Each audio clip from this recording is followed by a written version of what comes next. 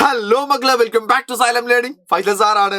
Yes മക്കളെ, നമ്മുടെ ജിയോഗ്രഫിയിലെ ഫസ്റ്റ് ചാപ്റ്റർ ആയിട്ടുള്ള വെതർ ആൻഡ് ക്ലൈമറ്റ് എന്ന് പറയുന്ന ദിനാന്തരീക്ഷ സ്ഥിതിയും കാലാവസ്ഥയും എന്ന് പറയുന്ന ചാപ്റ്ററിന്റെ ഫസ്റ്റ് പാർട്ട് ഞാൻ ആക്ച്വലി അപ്ലോഡ് ചെയ്തായിരുന്നു.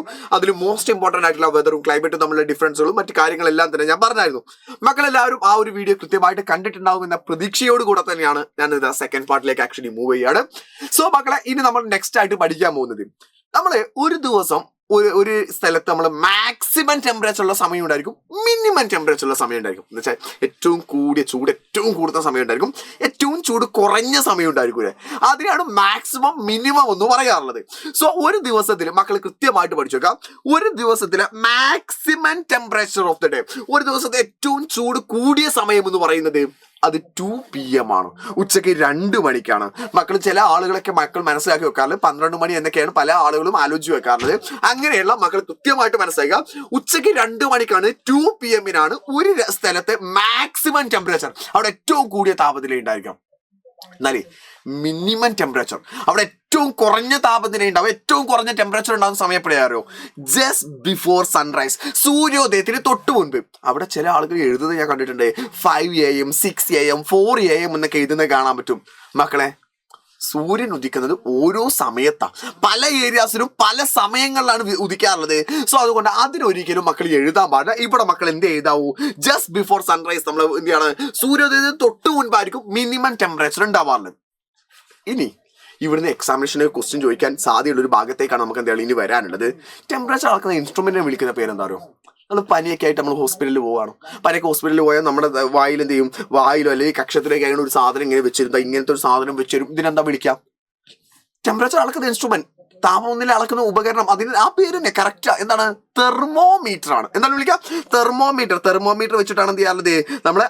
നമ്മളെ താപനില അതോ ചൂട് അളക്കാറുള്ളത്, ടെമ്പറേച്ചർ അളക്കാറുള്ളത് തെർമോമീറ്റർ വെച്ചിട്ടാണ്. ഇത് നമ്മൾ എന്ത് ചെയ്യുന്നു?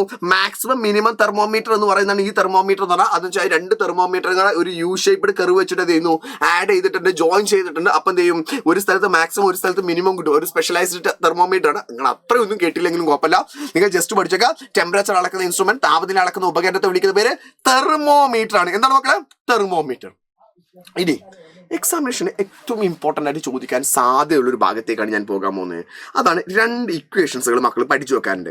അതിൽ ഒന്നാമത്താണ് ഡ്യൂണറൽ റേഞ്ച് ഓഫ് ടെമ്പറേച്ചർ, ദൈനിക താപാന്തരം എന്ന് പറയുന്നത്. ഡ്യൂണറൽ റേഞ്ച് ഓഫ് ടെമ്പറേച്ചർ, ദൈനിക താപാന്തരം. താപാന്തരം എന്ന് പറഞ്ഞാൽ ഒരു ദിവസത്തെ മാക്സിമം ടെമ്പറേച്ചർ കുറയ്ക്കണം മിനിമം ടെമ്പറേച്ചറാണ്. അവിടുത്തെ താപത്തിലുള്ള ടെമ്പറേച്ചറിലെ വ്യത്യാസം എത്രയാണ്? ഉദാഹരണം പറഞ്ഞാൽ മക്കൾക്ക് വേഗം തന്നെ ഈ ടോപ്പിക് കൃത്യമായിട്ട് വേഗം മനസ്സിലാക്കാൻ പറ്റും. ഒരു സ്ഥലത്ത് മാക്സിമം ടെമ്പറേച്ചർ ആയിട്ട് അന്ന് അവിടെ വന്നിട്ടുള്ളത് ഒരു 35 ഡിഗ്രി സെൽഷ്യസ് ആണ് വിചാരിക്കുക മാക്സിമം ടെമ്പറേച്ചർ. അവിടുത്തെ മിനിമം ടെമ്പറേച്ചർ ആയിട്ട് വന്നിട്ടുള്ളത് 30 ആണ് എങ്കിൽ അവിടുത്തെ ഡ്യൂണറൽ റേഞ്ച് എന്ന് പറയുന്ന ദൈനിക താപാന്തരം എന്ന് പറയുന്നത് എത്രയായിരിക്കും? അത് 5 ആയിരിക്കും. 35 നിന്ന് 30 കുറച്ചു. അല്ലെങ്കിൽ മറ്റൊരു എക്സാമ്പിൾ നമ്മൾ നോക്കാം.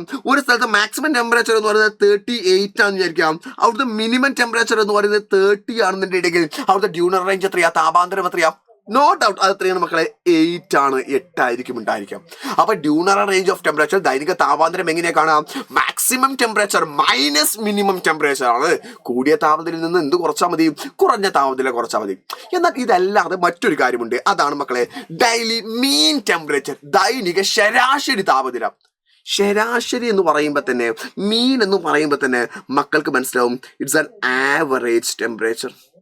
ഇതൊരു ആവറേജ് ടെമ്പറേച്ചർ, ശരാശരി താപനില കാണുന്നതാണ് ഡെയിലി മീൻ ടെമ്പറേച്ചർ, ദൈനിക ശരാശരി താപനില എന്ന് പറയാം. അതിങ്ങനെ കാണുന്ന മക്കളെ മാക്സിമം ടെമ്പറേച്ചർ പ്ലസ്, ശ്രദ്ധിക്കണേ, നേരത്തെ മൈനസ് ആയിരുന്നു, ഇവിടെ എന്താണ് മക്കളെ? Maximum temperature plus minimum temperature divided by 2 ആണ്. കൂടിയ താപനില കൂട്ടണം, കുറഞ്ഞ താപനില ഡിവൈഡഡ് ബൈ ഹരിക്കണം 2 ആണ്. അത് ഞാൻ ക്വസ്റ്റ്യൻ ഞാൻ ചെയ്തുതരാം. ക്വസ്റ്റ്യൻ ചെയ്യുന്ന സമയത്ത് മക്കൾക്ക് ഒന്നും കൂടെ എളുപ്പത്തിൽ കാര്യങ്ങൾ കൃത്യമായിട്ട് മനസ്സിലാക്കാൻ പറ്റും. ഉദാഹരണമായിട്ട് നമുക്ക് നോക്കാം. ഒരു സ്ഥലത്ത് മാക്സിമം ടെമ്പറേച്ചർ നമ്മൾ നേരത്തെ പറഞ്ഞ പോലെ തന്നെ 35 ആണെന്ന് വിചാരിക്കാം. അവിടുത്തെ മിനിമം ടെമ്പറേച്ചർ എന്നാൽ 30 ആണ് എങ്കിൽ അതെന്ത് ചെയ്യുന്നു? 35 പ്ലസ് 30 ഡിവൈഡഡ് ബൈ 2 ആണ്. അങ്ങനെയാണ് നമ്മൾ നോക്കുന്ന സമയത്ത് നമുക്ക് കൃത്യമായിട്ട് കാണാൻ പറ്റും 65 ഡിവൈഡഡ് ബൈ 2. 65 ഹരിക്കണം 2 എന്ന് പറഞ്ഞാൽ എത്രയാ മക്കളെ? യെസ്, എക്സാക്ട്ലി 32 0.5 ആണ് ആൻസർ എന്ന് പറയുന്നത്. അപ്പൊ ഡ്യൂണറൽ റേഞ്ച് ഓഫ് ടെമ്പറേച്ചർ നമ്മൾ കാണാൻ പഠിച്ചു. Maximum temperature minus minimum temperature ആണ്. അതേസമയം ഡെയിലി മീൻ ടെമ്പറേച്ചർ, ഡെയിലി മീൻ എന്ന് പറയുന്ന സമയത്ത് തന്നെ മക്കൾ പഠിച്ചു വെക്കണം. നിങ്ങൾ വലിയ ക്ലാസ്സിലേക്ക് പോകുന്ന സമയത്ത് അരിത്മെറ്റിക് മീൻ എന്നൊക്കെ കേൾക്കാനുള്ള വാക്കുകളാണ്. അപ്പൊ നിങ്ങൾക്ക് ഒന്നും കൂടെ മനസ്സിലാവും. ബട്ട് ലിവ് ഇറ്റ്, നിങ്ങൾ അവിടേക്കൊന്നും എത്തിയിട്ടില്ലല്ലോ. തൽക്കാലം എന്റെ മക്കൾ പഠിച്ചേക്കാം. ഡെയിലി മീൻ ടെമ്പറേച്ചർ, ദൈനിക ശരാശരി താപനില എങ്ങനെ കാണാം? Maximum temperature plus minimum temperature divided by 2 ആണ്. കൂടിയ താപനില കൂട്ടണം കുറഞ്ഞ താപനില ഡിവൈഡഡ് ബൈ 2 ആണ്. അപ്പൊ ഇത് വെച്ചിട്ട് ഞാൻ എന്താ കുറച്ച് ക്വസ്റ്റ്യൻസുകൾ കൊടുത്തിട്ടുണ്ട്. ഇവിടെ കുറച്ച് ക്വസ്റ്റ്യൻസുകൾ കൊടുത്തിട്ടുണ്ട്. ഇതിന്റെ എല്ലാത്തിന്റെയും ഉത്തരം നമുക്കൊന്ന് കണ്ടെത്താൻ പറ്റുമോ നോക്കാം. ഏറ്റവും ഈസിയാണ്, വളരെ ഈസി ആയിട്ടുള്ള ക്വസ്റ്റ്യൻസ് ആണ് ഞാൻ ഇവിടെ കൊടുത്തിട്ടുള്ളത്. ഫസ്റ്റ് നോക്കാം. 35 ആണ് മാക്സിമം, 30 ആണ് മിനിമം. അപ്പൊ ഡ്യൂണറൽ റേഞ്ച് എത്രയാ മക്കളെ? നോ ഡൗട്ട് 5 അല്ലെ. 35 30 കുറച്ചാൽ 5 ആണ് ബാക്കി വരുന്നത്. ഡെയിലി മീൻ ടെമ്പറേച്ചർ നമ്മൾ നേരത്തെ കണ്ടു 32.5 ആണ്. Okay, no problem. അടുത്തത് മാക്സിമം 40 ആണ്, മിനിമം 33 ആണ്. അപ്പൊ എത്രയാ? 40 മൈനസ് 33, 40 നിന്ന് 33 കുറച്ചാൽ എത്രയാ? 7 ആണ് ഉത്തരം എന്ന് പറയുന്നത്. ദെൻ അതുപോലെ തന്നെ അടുത്ത നമ്മൾ എന്താ ചെയ്യേണ്ടത്?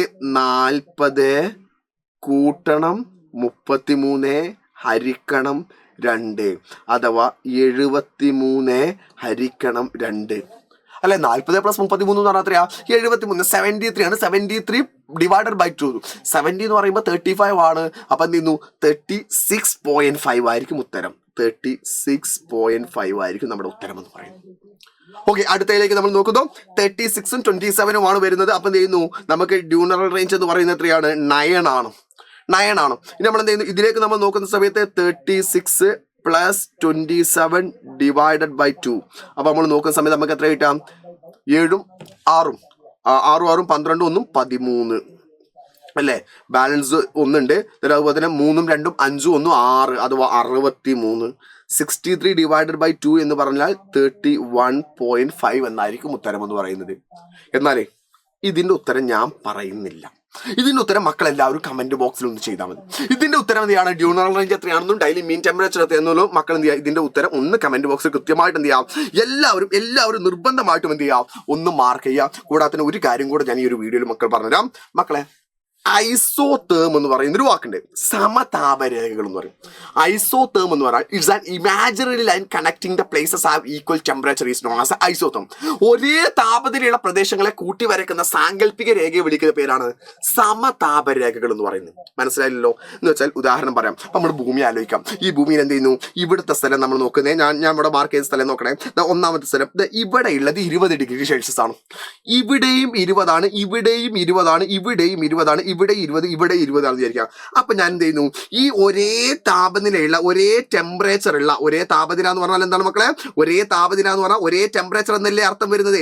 യെസ്. അപ്പൊ അതുകൊണ്ട് തന്നെ എന്ത് ചെയ്യുന്നു? ഞാൻ ഒരേ ടെമ്പറേച്ചർ ഉള്ള ഈ സ്ഥലങ്ങളെ കൂട്ടി വരയ്ക്കുന്ന ഒരു സാങ്കല്പിക രേഖയുണ്ട്, ഒരു ഇമാജിനറി ലൈൻ ഉണ്ട്. അതിനെ വിളിക്കുന്ന പേരാണ് ഐസോതേം അഥവാ സമതാപരേഖകൾ എന്ന് വിളിക്കാം. മലയാളം വാക്ക് സിമ്പിളാ. സമതാപരേഖകൾ, ഒരേ താപനിലയുള്ള സ്ഥലത്തെ കൂട്ടി വരയ്ക്കുന്നത്. ഐസോതേം എന്ന് പറഞ്ഞാൽ എന്താണ്? It's an imaginary line connecting the places have equal temperature. ഒരേ താപനിലയുള്ള പ്രദേശങ്ങളെ കൂട്ടി വരയ്ക്കുന്ന സാങ്കല്പിക രേഖയെ വിളിക്കുന്ന പേരാണ് ഐസോതേം. നമ്മൾ എന്ത് ചെയ്യുന്നു? സമതാപരേഖകൾ എന്ന് പറയുന്നത്. നമ്മൾ പ്രഷറിലേക്ക് മർദ്ദത്തിലേക്ക് വരുന്ന സമയത്ത് നമ്മൾ ഐസോബാർ മേടിക്കാണ്ട് അത് ഇതിന്റെ സെയിം ഒരേ പ്രഷർ വരുന്ന ഒരേ മർദ്ദം വരുന്ന സ്ഥലത്തെയാണ്. അത് നമുക്ക് ആ പാർട്ടിലേക്ക് വരുന്ന സമയത്ത് ഞാൻ ഡിസ്കസ് ചെയ്യാം. സോ മക്കൾ കൃത്യമായിട്ട് എന്ത് ചെയ്യാം? ഇന്ന് ഈ വീഡിയോയിൽ പറഞ്ഞ കാര്യങ്ങൾ കൃത്യമായിട്ട് മനസ്സിലാക്കുക. നമ്മൾ എന്ത് ഡ്യൂണറൽ റേഞ്ച് ഓഫ് ടെമ്പറേച്ചർ പഠിച്ചു, ഡെയിലി മീൻ ടെമ്പറേച്ചർ പഠിച്ചു, അതെങ്ങനെ കണ്ടെത്തേണ്ടത് എന്ന് നമ്മൾ കൃത്യമായിട്ട് പഠിച്ചു. അതിന്റെ എല്ലാം കൂടെ തന്നെ നമ്മൾ എന്ത് ചെയ്തു? ഒരു ദിവസത്തെ മാക്സിമം ടെമ്പറേച്ചർ ഉണ്ടാവുന്ന സമയം എത്രയാണ്, മിനിമം ടെമ്പറേച്ചർ ഉണ്ടാവുന്ന സമയം എത്രയാണ് എന്നൊക്കെയാണ് കൃത്യമായിട്ട് പഠിച്ചത്. ഈ ഒരു വീഡിയോ കൊണ്ട് ആ ഭാഗം മക്കൾ കൃത്യമായിട്ട് സെറ്റ് ആയിട്ടുണ്ടോടാ? മക്കളെ, ഒരു കാര്യം മനസ്സിലാക്കുക. നമ്മൾ കൃത്യമായിട്ട് നമ്മുടെ അസ്ത്ര ബാച്ചിൽ ഇതിൻ്റെയൊക്കെ ഡീറ്റെയിൽഡ് ചെയ്തിട്ട് വീഡിയോസുകൾ നമ്മൾ ചെയ്തിട്ടുണ്ട്. നമ്മൾ ലൈവുകൾ സെഷൻ ചെയ്തിട്ടുള്ളതാണ്. അസ്ത്ര ബാച്ചിലെ മക്കൾക്കൊക്കെ കൃത്യമായിട്ട് ആ കാര്യങ്ങളെല്ലാം തന്നെ മനസ്സിലാവും. സോ അതുകൊണ്ട് പറയാണ്, അസ്ത്ര ബാച്ചിലേക്ക് ഇനിയും ജോയിൻ ചെയ്യാത്ത മക്കളുടെ ഇമ്മീഡിയറ്റ് ആയിട്ട് വേഗം തന്നെ ജോയിൻ ചെയ്യുക. എക്സാംസിന്റെ പാറ്റേണുകളൊക്കെ മാറിയതും മക്കൾക്ക് അറിയാലോ.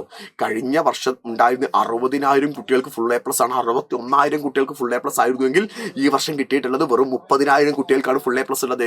അടുത്ത വർഷത്തേക്ക് അത് ഇനിയും കുറയാനാണ് മേ ബി ചാൻസസ് ഒക്കെ വരുന്നത്. സോ മക്കളെ, ഇത് ആദ്യമേ നമ്മൾ പഠിച്ചിരിക്കണം, വ്യക്തമായി കൃത്യമായി നമ്മൾ പഠിച്ചിരിക്കണം. സോ ജോയിൻ ചെയ്യാത്ത ആളുകളൊക്കെ 9995, ഞാനിതാ ഈ നമ്പർ ഇവിടെ എഴുതി തരാം. ഈ നമ്പറിലേക്ക് വേഗം വിളിച്ചിട്ട് ജോയിൻ ചെയ്തോ. നമ്മളുടെ നമ്പർ ഇതാണ് 9995 400